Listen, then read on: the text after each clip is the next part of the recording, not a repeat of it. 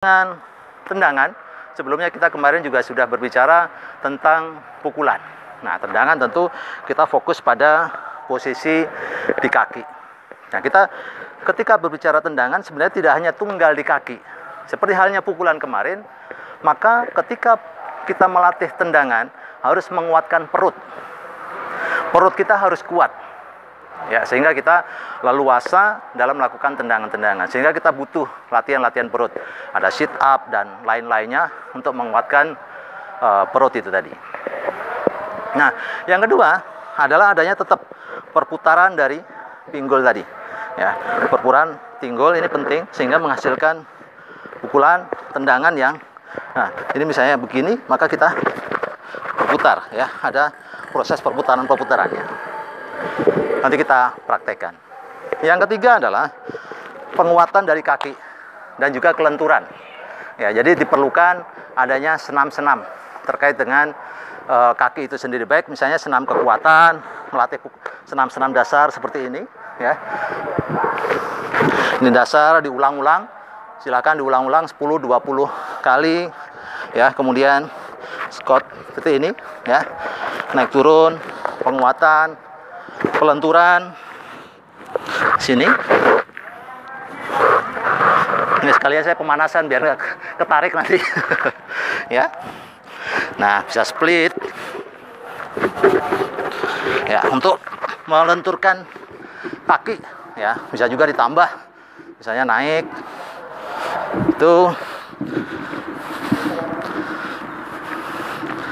Nah, ini pemanasan dasar.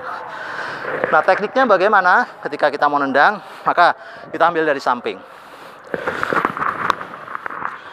Maka kita membiasakan menendang itu selalu ada proses angkat kakinya atau tendangan-tendangan tertentu. Ya, dari sini ini perut dikuatkan, ya. Perut kita kuatkan. Kemudian ini ada proses perputarannya kaki. Ini naik, ada perputaran pinggul. Ini badan naik. Kemudian ada terakhir adalah dorongan dari posisi lutut ini ke sana. Baik berupa ujung kaki maupun bisa telapak kaki, ya. Jadi kalau saya ulangi lagi, perut kuatkan, tidak boleh kosong, tidak boleh lemah. Ya. Kemudian ada perputaran pinggul di sini. Perputaran telapak kaki. Naiklah paha. Ya, jadi tenaganya bukan di paha. Tenaganya adalah di sini. Dan ini digunakan untuk mendorong. Ya, ini tenaga dasar. Nah, misalnya kan saya memukulnya dengan salah, maka hasilnya juga beda. Menendangnya dengan salah, asal-asalan misalnya gitu ya. Asal-asalan ini nggak diangkat. Misalnya begitu. Tentu ini berbeda. Tidak menghasilkan sesuatu yang besar. Tapi ketika saya melakukan tendangan yang sesuai dengan beberapa teori tadi, maka tentu hasilnya ini akan berbeda. Ada putaran, penguatan perut, ya, pemutaran pinggang sama pengangkatan paha tadi. Nah, ulangi lagi. Ini kalau misalnya dari sini. Kalau dari samping misalnya begini, ini juga sama. Perut, ya, penguatan paha, ini harus seimbang. Ya, saya begitu. Atau tendangan belakang. Tendangan belakang dengan berputar juga sama. Nah, coba sekarang gantian Bang Sagi. Jangan nendang. Saya buka maskernya, izin, jangan dikomplain. Sesek. Ya, Bang Sagi.